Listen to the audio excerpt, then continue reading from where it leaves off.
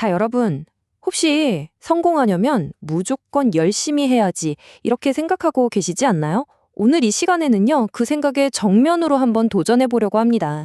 그냥 무작정 시간만 쏟아붓는 것 말고요, 훨씬 더 똑똑하고 또 지치지 않고 오래 갈 수 있는 성공 방식, 바로 경영인 애슬리트라는 새로운 틀을 가지고 이야기해 볼 겁니다. 시작부터 뭔가 좀 특이한 문구죠? 보통 완벽한 연습이 완벽을 만든다고들 하잖아요. 근데 이건 완전히 반대 얘기를 하고 있어요. 전설적인 테니스 선수 빌리 진 킹의 이 말이 어쩌면 우리가 성공이나 실력 향상에 대해 뭔가 크게 오해하고 있었다는 걸 보여주는 걸지도 모릅니다. 바로 이겁니다. 이게 오늘 우리가 풀어야 할 가장 큰 숙제죠. 어떻게 하면 번아웃 없이, 그러니까 완전히 소진되지 않으면서도 꾸준히 최고의 성과를 낼 수 있을까? 아, 정말 최고의 자리에 오르고는 싶은데 그 과정에서 다 타버리고 싶지는 않잖아요. 그쵸? 이 딜레마의 해답을 지금부터 한번 찾아보겠습니다. 자, 첫 번째 파트입니다. 바로 정신훈련하기. 부제는 실수를 통한 숙련이고요. 먼저 우리의 뇌부터 훈련시켜보죠. 뇌가 어떻게 배우고 기억하는지 그 비밀을 파헤쳐 볼 텐데 아마 우리 모두가 겪는 아주 흔한 문제에서 그 힌트를 얻을 수 있을 거예요. 90%? 와, 이거 정말 충격적인 숫자 아닌가요? 우리가 아무리 열심히 뭔가를 배워도요, 딱 일주일만 지나면 그 내용의 90%가 그냥 머릿속에서 사라져버린다는 거예요. 이게 바로 그 유명한 망각곡선 효과입니다. 그러니까 우리가 지금까지 해왔던 공부 방식에 뭔가 근본적인 문제가 있다는 거죠. 옛날에는 말이죠, 이렇게 생각했어요. 실수는 절대 하면 안 되고 완벽한 동작을 계속 아주 기계적으로 반복해야 한다. 그러면 그게 마치 도장 찍듯이 우리 뇌의 손에 깍 박혀서 소위 말하는 근육 기억이 생긴다고 믿었죠. 정말 로봇처럼요. 그런데요, 최신 뇌과학 연구 결과는 완전히 다른 이야기랍니다. 패러다임이 완전히 바뀐 거죠. 큰 실수를 하는 건 실패가 아니라는 거예요. 오히려 우리 뇌가 자, 지금이야? 성장할 시간이야 하고 보내는 가장 강력한 신호라는 겁니다. 정말 놀랍지 않나요?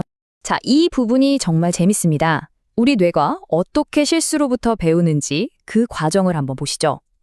먼저 우리가 아주 큰 실수를 딱 저질러요. 그러면 뇌에서 이거 뭔가 잘못됐는데? 하는 강력한 오류 신호를 보냅니다. 바로 그때 탈억제 회로와는 아주 특별한 회로가 작동하면서 평소에 학습을 방해하던 브레이크를 확 풀어버리는 거예요.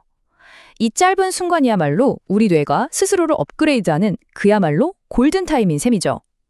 자, 이렇게 정신훈련은 마쳤습니다. 근데 아무리 똑똑한 운전자라도 엔진이 시원찮으면 소용없겠죠? 이제 두 번째 파트, 엔진의 연료 공급하기입니다. 여기서는 전력적으로 우리 몸의 에너지를 관리하는 법에 대해 이야기해 볼 거예요. 생각의 전환이 필요한데요. 한번 비교해 보시죠. 왼쪽의 전통적인 직장인은 몇 시간 일했나에 집착합니다. 항상 연락이 되어야 하고 피곤해도 그냥 참죠. 반면에 오른쪽의 경영인 애슬리트는 달라요. 어떤 성과를 냈나에 집중합니다. 마치 단거리 선수처럼 폭발적으로 일하고 전략적으로 쉬면서 자기 몸의 에너지 사이클을 철저하게 관리하는 거죠. 이게 그냥 이론이 아니냐고요? 자, 여기 실제 사례가 있습니다. 바로 세계적인 DJ 스티브 아오키입니다. 이분 1년에 공연을 300번 넘게 한대요. 상상이 가시나요? 이 살인적인 스케줄을 소화하기 위해서 이분은 자기 몸과 에너지를 그야말로 엘리트 운동선수처럼 관리하고 있습니다. 그럼 에너지 관리를 구체적으로 어떻게 하느냐? 스티브 아오키의 비밀 무기들을 한번 보시죠. 찬물에 들어가는 냉수욕과 사우나는 기본이고요. 레드라이트 테라피나 PEMF 매트 같은 최첨단 기기들도 활용합니다. 초월 명상이나 근력 운동도 빼놓지 않고요. 근데 여기서 핵심은 뭐냐면요. 이 모든 걸 우피나 오라링 같은 기기로 전부 데이터화해서 철저하게 추적하고 관리한다는 점입니다. 이렇게까지 한 결과가 어땠을까요? 정말 놀랐습니다. 그의 실제 나이는 46인데 몸의 나이, 즉 생체 나이는 33수로 나왔다는 거예요. 10년 이상 젊은 거죠. 이게 바로 번아웃을 막고 최고의 성과를 내는 전략적 에너지 관리의 힘입니다. 자, 이제 똑똑하게 훈련된 정신도 있고 에너지 넘치는 엔진도 갖췄습니다. 그럼 이걸 가지고 실제 업무라는 게임을 어떻게 설계해야 할까요? 마지막 세 번째 파트, 게임 플랜 설계하기입니다. 여러분만의 맞춤형 생산성 시스템을 만드는 법을 알려드릴게요. 생산성을 높인다고 해서 모든 걸 다 갈아엎을 필요는 전혀 없습니다. 핵심은 이거예요. 처음부터 새로 만들지 말고 선택지를 만들기 시작하라. 거창하게 시스템을 새로 짜는 게 아니고요. 지금 하는 일에 작지만 의미 있는 선택지 몇 개를 추가하는 것만으로도 충분히 효과적이라는 거죠. 이 프레임워크 정말 간단합니다. 딱 3가지만 기억하시면 돼요. 첫째, 콘텐츠. 무엇을 다룰지 선택하는 거예요. 예를 들면 보고서 전체를 다 읽을까? 아니면 요약본만 볼까? 이렇게요. 둘째는 프로세스, 즉 어떻게 일할지 정하는 겁니다. 혼자 조용히 집중할까? 동료랑 같이 브레인스토밍을 할까? 마지막은 결과물이에요. 어떻게 보여줄까? 이걸 파워포인트로 만들까? 아니면 그냥 간단한 메모로 정리할까? 이런 식으로 선택지를 주는 거죠. 이 방법의 가장 큰 장점이 뭘까요? 바로 이겁니다.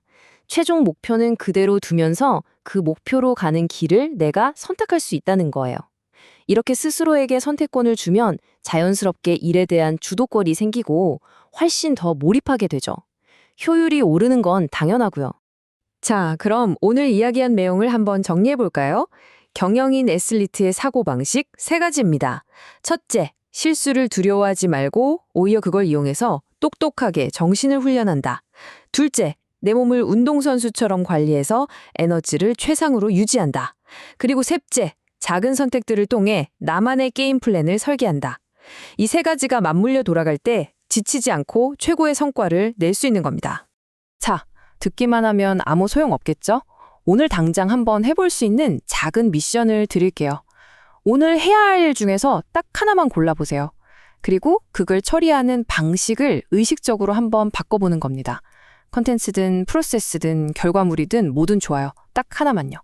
마지막으로 여러분께 생각을 한번 뒤집어 볼 만한 질문 하나를 던지면서 마무리하겠습니다. 만약 여러분이 하루의 가치를 몇 시간 일했나로 재는 걸 그만둔다면 과연 무엇으로 그 하루를 평가하시겠습니까?